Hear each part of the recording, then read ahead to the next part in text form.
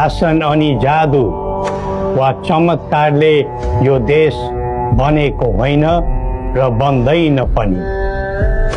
सबै जात, धर्म र क्षेत्रका नेपालीको साझा प्रतिनिधिका रूपमा काम गरेको राज संस्था जनताले सुम्पेको जिम्मेवारीबाट विमुख हुनै सक्दैन।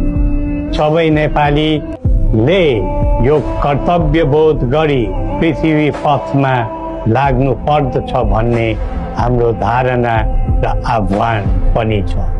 झन्डै 2 दशक अघि शान्ति ल्याउँछौँ र आर्थिक प्रगतितर्फ देशलाई लैजान्छौँ र स्थायित्व दिन्छौँ भनेर सत्तामा पुगेका दलहरूको चाहना अनुसार हामीले श्री पेच र राजदण्ड, जनताको नासो, जनताकै सुरक्षित संरक्षणमा बुझाइ सहयोगी नियतका साथ राजकाजबाट बाहिरै सर्वविदितै छ।